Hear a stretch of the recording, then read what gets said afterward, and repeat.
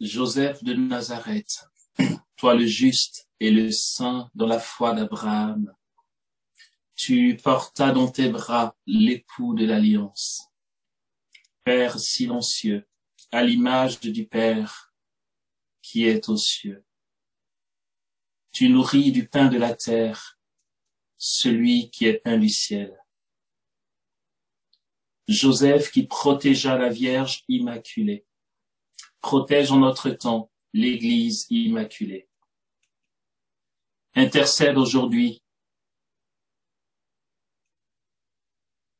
pour nos communautés et demeure le gardien de leurs bergers.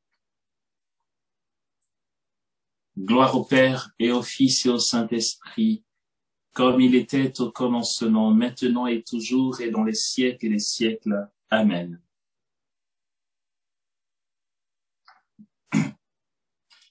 Aussi mon cœur exulte, ma chair reposera en sûreté, car tu ne peux abandonner mon âme au Sheol, ni laisser ton sein connaître la corruption. Tu m'apprendras le chemin de vie, Seigneur. Devant ta face, plénitude de joie, en ta droite, éternité de délices. Amen.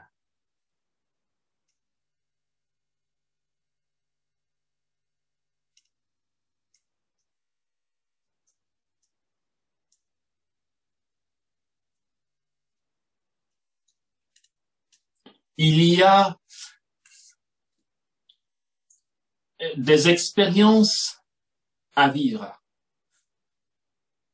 des expériences incroyables, truffées de surnaturel et de tellement d'extraordinaire qu'on en devient familier et que cet extraordinaire devient l'ordinaire de la vie, de l'intime de Jésus. Très bientôt, je pourrai mieux parler des messages que la Sainte Vierge nous a laissés dernièrement. Ce sont des messages, bien sûr, que le voyant est encore en vie. Alors l'Église ne peut pas se prononcer définitivement. Mais quand je dis très bientôt, c'est que l'Église n'interdit pas la diffusion des messages et laisse les messages à la dévotion de chacun.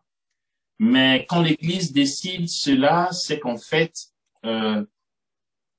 les messages ne sont pas en contradiction avec l'enseignement de l'Église.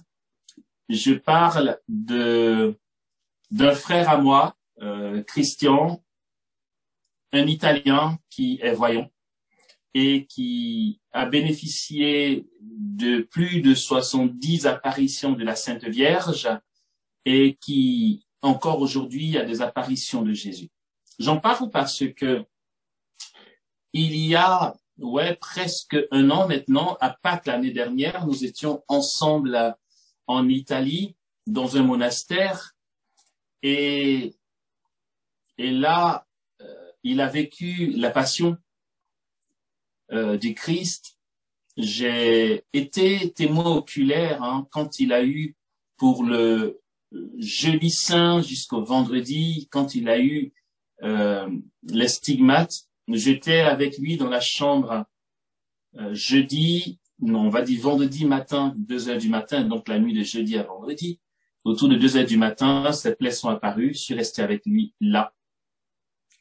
Et je découvrais, en fait, c'était une expérience nouvelle pour moi. Il avait déjà vécu en Israël quand on y était avec lui, déjà, mais ce coup-ci, c'était pour moi très très fort. Je vous passe le détail, c'est que donc il a eu les stigmates, les plaies de la passion, son lit était tout rouge de sang parce qu'il saignait de partout. Et pour tout vous dire, je suis resté avec lui de 2 heures à 4 heures du matin. J'aurais voulu rester plus.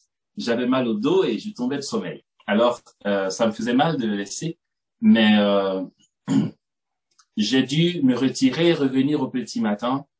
Il était toujours dans son extase, donc il est rentré en extase depuis jeudi jusqu'à vendredi autour de 15h, 15h30. Et après, donc, qu'il soit sorti de son extase, j'étais assis juste près de lui, à son chevet, à sa gauche, et quand il a ouvert les yeux, avec encore tout le design de la passion, hein, le sang, tout ça, il a ouvert les yeux, il m'a regardé, il m'a dit ça va? J'ai dit c'est une blague ou quoi? Si moi ça va, mais moi ça baigne, c'est pour toi que je m'inquiète. Et là il me dit non, moi ça va, tranquille, voilà. Et puis je n'étais pas seul, hein, à la fin de sa passion, il y avait les religieuses du monastère qui nous accueillaient et d'autres personnes aussi. Et donc il a parlé, enfin il saluait chacun, tout ça, et après il m'a dit ah tiens regarde, ses mains étaient encore ouvertes. En fait les plaies de ses mains commencent depuis mercredi des cendres et se referment vendredi saint vers 15h. Et donc il avait ses plaies depuis les plaies des mains, surtout que les mains. Quand il vit la passion, toutes les plaies apparaissent, mais les mains, ça demeure. Et puis donc, il me dit, ah tiens, regarde, il me montre sa main, et je suis témoin oculaire, on ne m'a pas raconté, je suis là, et je vois cette plaie qui se referme sous mes yeux. Waouh! Alors du coup, je cours dire à Ephraim, qui était avec nous en Italie, qui était en chambre, j'ai dit à Ephraim, non mais c'est incroyable, attends, c'est dingue! Et là, Ephraim me dit, ben, écoute, c'est ce qui est normal. C'est le contraire qui est anormal. Notre vie de chrétien, notre vie d'union à Jésus, c'est ça. Et ça devrait être notre quotidien. Quand on ne voit rien, quand il n'y a pas le mouvement du ciel en nous, c'est ce qui est anormal. Ce qui est normal, frères et sœurs, c'est de descendre et de rejoindre l'invisible. Jusqu'à ce que nous percevions l'invisible, ce qui n'est pas donné à tout le monde, mais qui est censé être donné à tous les chrétiens qui ont soif de Dieu. J'aime beaucoup, si elle m'entend, Sandra, merci pour ta prière à Jésus. J'aime beaucoup la partie où tu dis, je ne sais pas ce que j'ai vu, mais en même temps j'ai tout vu. Mais c'est tellement ça.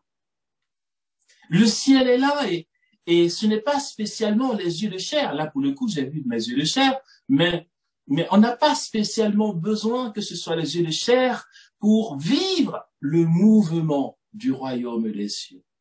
Et c'est ce qui est normal. Ce surnaturel qui est en nous et qu'il nous faut aller rechercher, trouver. Et avant la pause, je disais donc que rejoignant cette présence, Dieu nous plonge dans un saisissement qui fait que plus rien ne compte. L'avenir ne compte même pas, puisqu'il n'y a pas d'avenir dans l'éternité. C'est le présent. Et dans ce saisissement, dans ce recueillement, nous faisons juste un plongeon dans l'éternité. Et nous sommes là. Et tout en nous, et nos facultés, et toute la psyché, et même le corps. C'est ce que dit le psalmiste ici. Ma chair elle-même repose en confiance. Aussi mon cœur exulte, mes entrailles jubilent, et ma chair repose en confiance. Car tu ne peux abandonner mon âme au shéol, tu ne peux laisser ton sein connaître la corruption. Seigneur, tu m'apprendras le chemin de vie. Devant ta face, plénitude de joie, en ta droite, éternité de délices. Voilà. Et donc, dans ce saisissement, c'est Dieu qui nous y plonge. Thérèse d'Avila en parle aussi dans son bouquin, enfin écrit par ce frère qui a écrit « Je veux voir Dieu ». Enfin bref, mon Dieu, ça reviendra, désolé. Qui a écrit Je veux voir Dieu, il a écrit aussi Je suis fille de l'Église, et là-dedans, Thérèse d'Avila nous parle de cet état de saisissement. C'est l'état après le recueillement surnaturel. Vous voyez, il y a le recueillement surnaturel, et après le recueillement surnaturel, il y a cet état où l'âme est plongée dans le royaume, dit-elle. Elle ne peut se l'expliquer. Elle sait qu'elle y est, c'est tout. Et elle précise bien que c'est Dieu qui l'y plonge. Et dans ce saisissement, il y a, comme je disais tout à l'heure, un retour à l'envoyeur. Nous descendons, nous rencontrons Dieu dans sa manifestation, lui qui engendre de toute éternité le Fils par le souffle de l'Esprit. Il féconde en nous le Verbe, et cette fécondation du Verbe en nous se fait au rythme de nos rencontres avec lui. Si nous n'y allons pas, si nous n'allons pas au rendez-vous, et vraiment que tous l'entendent, que tous sachent que nous avons une invitation et que le ciel nous appelle, n'attendons pas notre mort. Dieu n'est pas morbide, Dieu est le Dieu des vivants. N'attendons pas notre mort. Nous sommes appelés, il nous appelle. L'éternité nous appelle chaque jour, à chaque instant, à la rejoindre. L'éternité en nous. Et plus nous descendrons au fond de nous-mêmes, et plus nous goûterons cette présence de Dieu. Et c'est ainsi que naît le Verbe dans l'âme. C'est ainsi qu'est fécondé le Verbe en nous. À l'exception, je le redis, de Marie qui le féconde biologiquement. Le Verbe est fécondé en nous. Et il y a comme un retour à l'envoyeur. Quand tu as touché Dieu, quand tu as touché le divin, quand tu as fait l'expérience de ce saisissement, il y a comme une fontaine qui s'ouvre et qui réjaillit dans tout ton être. Aussi, tu te rends compte que finalement, toutes tes ingérences, toutes tes jalousies, toutes tes convoitises, tout ce qui te prenait la tête, tout ce que tu trouvais impossible à gérer, se met au pas de la présence du royaume. On descend pour remonter. Et dans une première étape, il y a nos facultés qui vont au rythme de l'agir de Dieu, au rythme de sa présence, au rythme de son amour, au rythme de sa douceur, de sa pauvreté. Et nous sommes surpris de nous-mêmes, et nous sommes spectateurs de ce qu'il produit et de ce que nous sommes capables de faire ou de pas faire. Et puis très vite, nos pauvretés nous rattrapent parce qu'on se rend compte qu'on n'a pas assez été au rendez-vous. Voilà. Et cette étape de nos facultés qui sont saisies laisseront bientôt place au surnaturel qui nous saisit. Et quand le surnaturel se manifeste, le bénéficiaire, nous qui sommes bénéficiaires, cela nous paraît évident. Évident jusqu'à ce que la visite de l'éternité nous laisse vivre un peu notre humanité. Et là, tu te dis, mais qu'est-ce que c'est que ça? Mais qu'est-ce qui s'est passé là? Est-ce que c'est normal? Là, tu cogites et tu dis, purée, mais qu'est-ce qui m'arrive?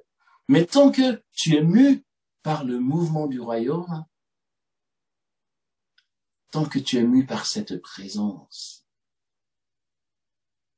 tu es en réalité dans ton état normal, fils du royaume. C'est notre état normal. Si je ne vis pas de surnaturel, de foi, de certitude, de ravissement, de saisissement. Alors, j'ai quitté les parvis de mon père. Mon état normal, c'est d'être dans ce surnaturel qui est normal, qui est évident. Et là, l'entourage peut crier, Alléluia, c'est puissant, mais qu'est-ce qui se passe? Et toi, c'est normal. Heureusement, si tu rentres dans la stupéfaction, tu es très vite ballotté par le doute, par les questionnements, ce que Thérèse d'Avila va appeler les puissances de l'âme. Mais Dieu ne le permet pas. Dieu te garde sous son ombre. Et là, tout est normal. Jusqu'à ce que la normale qu'il permet pour notre vie ressurgisse.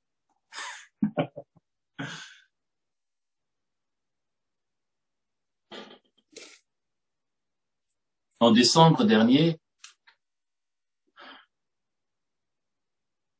j'ai été invité par le renouveau charismatique de Bamako, rive droite, ils appellent, ok?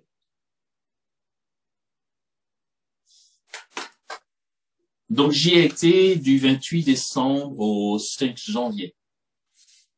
Au passage, ça a été très galère.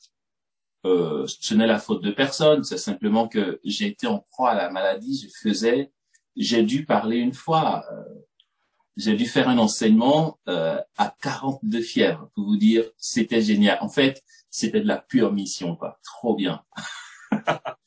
Là, tu vois, en fait, non, c'est génial parce que tout le côté guili-guili, non, c'est pas au rendez-vous. Là, tu galères dans ton corps, tu galères de fièvre, de souffrance. J'ai reçu des perfusions à ne pas finir, mais j'étais trop mal en point. Et puis en même temps, Jésus était super puissant. Et ça, c'est de la pure mission. Non, mais franchement, là pour le coup, tu donnes et tu donnes gratuitement sans retour sur toi-même. Parce que tant que tout est en ordre, que tout va bien et que tu as un super vent frais qui te souffle, ok, bon, ça va. Mais là, c'était de la pure mission. C'était génial. J'ai été donc au Mali. C'était une campagne d'évangélisation organisée par le Renouveau charismatique. C'est la responsable de la communauté des béatitudes de Bamako qui m'a contacté, ils sont passés par elle, qui m'a contacté et du coup, j'étais logé à la communauté des béatitudes. Et puis, quelqu'un d'Abidjan m'a rejoint, ok, Chantal, notre sœur Chantal d'Abidjan, m'a rejoint au Mali pour cette mission d'évangélisation. Je donne cet exemple parce que c'est profondément le mouvement de l'esprit en nous que je vais raconter. Alors, du coup, j'arrive le 28 et puis le 29, il y a la première rencontre. Et puis le 30 aussi.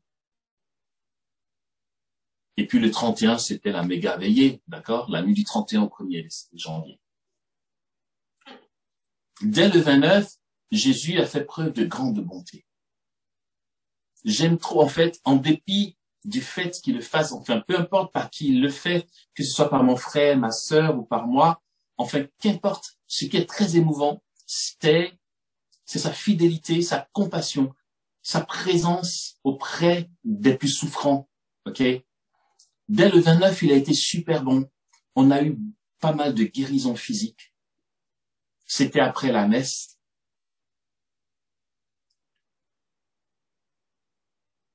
J'ai dû, après la communion, cette communion, c'est trop bon. Après la communion, en fait, vraiment, si vous lisez le caractère de la 4e demeure de Thérèse d'Avila, vous allez voir qu'elle le dit. C'est vraiment Dieu qui nous y plonge. C'est Dieu qui nous plonge dans le royaume. Qui plonge l'âme dans le royaume, on n'y fait rien. Alors donc, ce 29, premier jour de la rencontre, il y avait du monde, mais pas autant que le dernier soir, bien sûr. Il y a la messe, enfin, il y a eu l'enseignement, et puis ensuite la messe. Après l'enseignement, en fait, j'ai fait une prière conclusive, et puis voilà, quoi, c'est tout. Je me suis dit, écoute, voilà. On n'a pas à fabriquer ou à prendre le devant ou à obliger Jésus à faire ce qu'il n'a pas prévu de faire. On est des serviteurs inutiles. J'ai fini ma prédication, je fais une prière conclusive et je vais m'asseoir. Et puis, démarre la messe avec l'aumônier. Et pendant la messe, enfin, vers la fin de la messe, on communie. Je prends Jésus et la purée, c'est génial, c'est trop bon. Waouh. C'est vraiment le saisissement. Du coup, j'ai dû aller voir le prêtre pour lui dire, Padre, est-ce que vous accepteriez que... Pardon, pendant les pauses, je bois de l'eau, alors du coup, il y a des rototos. Désolé. Est-ce que vous accepteriez qu'on prie pour les malades? Il a dit, ah oui, oui, oui, ils seront contents. Et puis on a prié, et... enfin, on a prié, on n'a pas vraiment prié, on a accueilli les guérisons, parce que Jésus voulait le faire déjà. Du coup, pas besoin de prier. Il faut juste obéir à ce qu'il dit. Et puis, ben, c'était très beau. Il y a eu des guérisons, des témoignages et tout. Et le 29, rebelote, Jésus fait pareil, mais vous savez, ça marche comme ça. Le premier jour, ceux qui ont été témoins des merveilles de Dieu vont le raconter. Et puis donc, il y a un peu plus de monde, quoi. Et rebelote, Jésus fait pareil, ben, il le fait. Ça se fait. Le 31. 29, 30, ouais. Le 31. Alors, là, c'est ce que je voulais raconter. C'est génial. Le 31 au matin. Mon réveil sonne parce qu'il y a la messe à 7 heures à la communauté, pas avec tout le monde. Hein, c'est la vie communautaire, quoi. Et donc, un prêtre venait de l'extérieur nous dire la messe à la communauté. Donc, je mets mon réveil. Pour 6h30, la messe à 7 heures. Le réveil sonne, mais je suis tellement dans le gaz que j'ai du mal à me lever. Du coup, au dernier moment, je sursaute du lit. Je suis en pyjama. Je suis en pyjama avec mes tongs et puis un t-shirt. Et je vais à la chapelle pour la messe. Voilà, voilà, un petit comité. Voilà, on est à la maison. Et là, ben, quand on reçoit Jésus, je communie. Je reçois Jésus, je viens m'asseoir. Et là, il m'interpelle. OK? Il dit, écoute, Amos, tu vois telle sœur, je vais pas dire son nom, une religieuse du coin. Je dis, OK. Il dit, écoute, je veux que tu lui donnes ce que je t'ai donné, pour que par elle aussi, je guérisse mes enfants. D'accord. Bon, après, c'est particulier. Jésus fonctionne comme il veut, avec qui il veut. Mais en général, quand il me convainc d'une telle chose, il m'indique précisément tous les gestes qu'il faut que je pose, comment il faut que je pose, quel mouvement faire pour que ça se fasse. Du coup, c'est super cool. Je me prends pas la tête. Je lui ai dit, OK, attends, Seigneur, franchement, sérieux. Attends. Et c'était la plus jeune sœur, en plus, Pichoun. Et je dis, OK, d'accord. Donc après, bon, faut suivre les procédures. J'ai été voir sa responsable, je lui en ai parlé, qui a dit, oh, mais y a pas de souci, tu peux. Du coup, j'appelle la concernée, et puis je lui en parle. Et puis, elle est toute surprise. Elle dit, quoi, moi, et tout. Enfin, je vous passe tous les détails. Et donc, finalement, elle dit, OK, ben, si Jésus veut le faire, qu'il le fasse. Alors, je lui dis, écoute, vu que ce soir, c'est la dernière grosse veillée, OK, ben, ça se fera ce soir. Elle dit, quoi? J'ai dit, ouais, ce soir? Mais Jésus veut faire ça comme ça, on va le faire. Non, mais est-ce que vous imaginez un peu le tableau, genre, enfin, quelqu'un vient vous voir, gens désormais, des gens guéris par vous. OK. D'accord. Ça, c'est pas des choses qui se font sur de très longues années, et tout ça. Si, mais bon, Jésus fait ce qu'il veut et comme il veut, avec qui il veut. Le soir venu, le moment venu, hein, je vous passe les détails. En fait, depuis cet instant, C'est trop beau, frères et sœurs, c'est génial. Depuis cet instant, on était le matin du 31. Jusqu'à ce que le moment arrive, il était 1h du matin.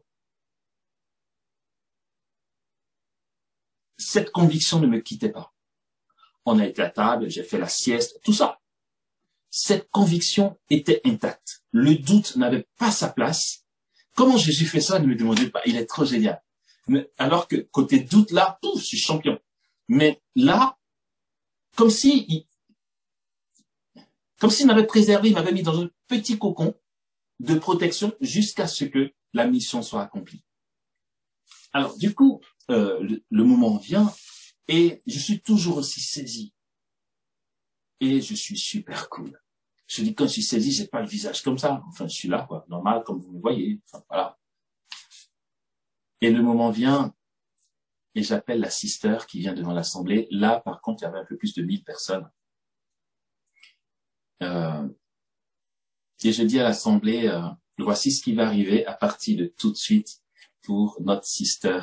Voici ce que Dieu va faire par elle. Le Seigneur se servira d'elle. Il passera par elle pour des guérisons physiques. Il veut manifester à travers elle sa grâce de guérison. Et donc l'assemblée acclame et tout. Et moi, j'obéis simplement à ce que Jésus m'a dit de faire, à savoir tous les gestes qu'il m'a demandé de poser pour que ça se fasse. Moi, je le fais. Je cogite pas. Enfin, j'ai même pas de place pour cogiter. Préserver. Mais vraiment, la grâce te préserve, quoi. Et tout ce moment-là, ce qui se passait me paraissait tellement normal.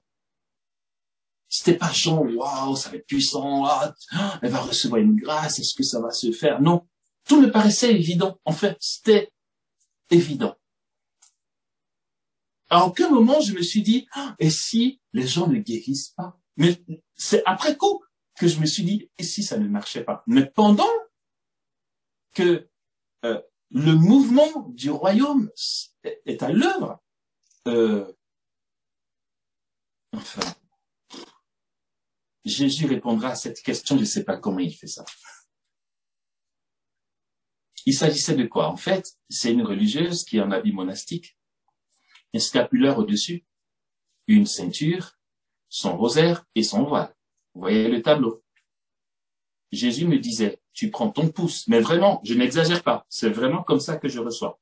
Tu prends ton pouce et ton index et tu attrapes juste le bord de son scapulaire. Et je le ferai.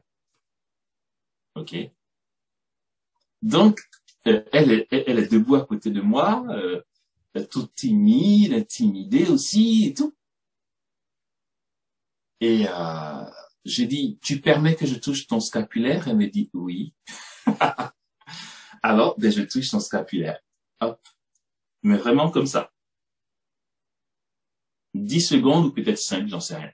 Et c'était fait. Et je lui ai dit maintenant, vas-y. Elle dit, je fais quoi? Je dis rien. Tu marches juste entre les rangs. Et je dis à l'assemblée, si certains veulent toucher son scapulaire, qu'ils le touchent, il n'y a pas de problème. Ceux qui n'ont pas la possibilité de toucher son scapulaire, il n'y a aucun souci. Et elle est partie. Et vous savez comment on est, nous les hommes, dans l'assemblée. Au fur et à mesure qu'elle avance, les gens tournent leur tête pour regarder. Les gens la suivaient, disaient, regarde, c'était beau, c'était génial. Non, mais en fait, parfois, je me dis, Jésus s'éclate comme s'il était à Jérusalem, quoi, les gars. Trop bien. Et donc, elle passe. Et à ce moment-là, moi, j'étais juste comme ça. Mais vraiment, je souriais, je regardais. En fait, je contemplais. Je voyais ce que tout le monde voyait. Je voyais au-delà. Il y avait un tel mouvement du royaume. Plus elle avançait, et plus je voyais tout ce qui se passait. Et j'étais comme ça. Et elle avançait innocemment entre les rangs. Et dans sa pauvreté, dans son innocence, dans son rien. Mais une gloire, mais une puissance s'émouvait au fur et à mesure de ces mouvements. C'était incroyable. Il y avait le ciel et je regardais comme ça. Et je contemplais. Et c'était normal. Jusqu'à ce que je me rende compte que, humainement parlant, c'est tout sauf normal. Mais je regardais le mouvement du divin, le mouvement des anges, le mouvement du Christ, comment l'onction se dégageait, les personnes qui étaient en train d'être guéries, je regardais tout ça. Et là, l'apparence des choses ne vient pas intimider du tout. Parce que c'est évident. C'est l'évidence du royaume. Regardez Jésus. On s'est souvent posé la question. Les malades viennent. Seigneur, prends pitié de moi. Et il fait pas, je suis fatigué. Bon, attends, qui a une bougie, on va l'allumer. Comment ça dit le chapelet? Toi, tu pries en langue, on va corrobocher, on va prier. Jésus fait pas ça, en fait. Fils de David, prends pitié de moi. Jésus dit, OK. Que veux-tu que je fasse pour toi? Au lieu de dire, attends, c'est si normal pour lui, le gars. C'est normal. Je veux dire, tout va bien là. Tu trouves que tout va bien en Jésus. Mais en fait, de l'extérieur, quand tu vois ça, tu te dis, purée, mais comment il fait ça, quoi? Mais pour lui, je n'aurais même pas dit, il est dans le royaume. Il est le royaume. C'est tellement normal. Tellement évident. Mais je souhaite tellement, et Dieu est témoin de combien mes entrailles sont en train de frémir ici pendant que je vous le dis. Je souhaite tellement que beaucoup parviennent à cette évidence du royaume, que le surnaturel soit notre quotidien, notre lot, comme dit le psalmiste. Le Seigneur est ma part d'héritage et ma coupe. C'est toi, Seigneur, qui garantis mon lot. Mais vraiment, de toute mon âme, frères et sœurs, je nous en supplie. Je nous en supplie.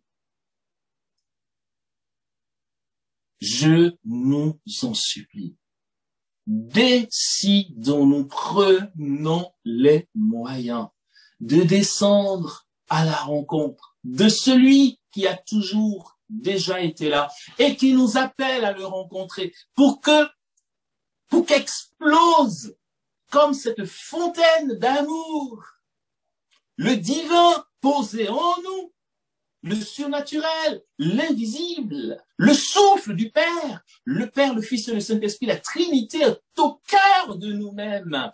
Et c'est un mouvement, et le Père engendre dans le souffle de l'Esprit le Verbe en nous.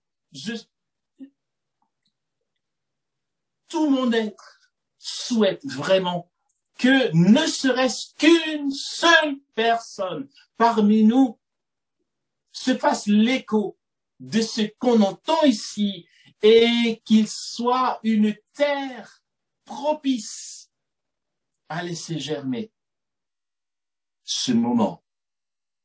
Si une seule personne peut prendre la décision de descendre jusqu'à ce que le surnaturel devienne son quotidien. C'est notre appel. Ce n'est pas une option, frères et sœurs. C'est notre appel de chrétiens. Dieu nous y appelle. Jésus nous y appelle. Il nous y attend. Et il nous y attend, non pas, Jean, est-ce que je vais le faire pour lui? Il nous y attend avec frénésie. Jésus a faim. Jésus a soif de toi. Il attend que tu fasses le premier pas vers le bas, à sa rencontre. Et que là, il te fasse goûter la bonté et la beauté de sa présence, que ton être tout entier en soit saisi, en soit envahi. Je nous en supplie, frères et sœurs, ne sait-on jamais, peut-être que je mourrai ce soir, peut-être que je mourrai demain, mais je ne regretterai pas de vous l'avoir dit. Et puis tant pis pour vous si vous vous dites, non mais attends, pourquoi il nous parle ainsi? Mais parce que je suis désolé, pardon, de vous confesser mon fort interne, j'ai tellement soif et faim de voir des frères et sœurs mus par le royaume, parce que c'est donné, parce que c'est réel, parce que ça se vit, parce que ça se voit et que c'est concret. Laissons-nous saisir par lui. Laissons-nous toucher par lui. Livrons-nous entre ses mains pour qu'il nous plonge en lui. C'est tellement beau, mais je donnerai tout au monde jusqu'à la dernière goutte de mon sang pour le revivre et pour voir ce qu'il permet qu'on voit. Ce que je contemplais ce soir-là, la nuit du 31 décembre, alors que cette religieuse marchait pauvrement, innocemment, dans une très grande simplicité, sans chichi, sans éclat de voix, dans le silence. Le royaume était en mouvement et ça paraissait tellement normal. C'est gratifiant, c'est géant, c'est énorme, c'est beau. Et quelle épreuve, et quelle souffrance, et quelle fièvre peut t'empêcher d'avoir faim de le revoir, de revoir Jésus dans l'intimité, quand il te fait contempler de telles merveilles. C'était tellement beau. J'ai envie de pleurer tellement c'est génial. C'était magnifique. Elle a fait son tour. Elle est revenue vers moi, me regardant, genre, ok, c'est bon là, j'ai fait ce que tu voulais que je fasse. Mais elle ne savait pas encore ce qui était déjà fait. J'ai fait témoigner les gens pour les gens, pour que les gens sachent que Dieu a agi. Personnellement, je n'aurais même pas demandé des témoignages parce que je voyais déjà ce qui se faisait. Mais pour que les gens croient et que les gens voient la bonté de Dieu et sa puissance, on a fait se manifester ceux qui étaient guéris et on a entendu des témoignages. Il y a eu un nombre important de guérisons. Et je sais qu'elle m'a envoyé un message il n'y a pas longtemps me disant, Amos, les gens se trompent. Moi, je fais comment maintenant? Les gens se trompent à mon sujet parce que les gens viennent à la communauté et demandent à me voir parce qu'ils sont malades. Et elles ne s'en sont pas à la hauteur. Et ça, c'est beau. Et je lui ai répondu, tu es le profil même des serviteurs de Dieu. Un prophète, selon le cœur de Dieu, n'a pas l'impression qu'il gère.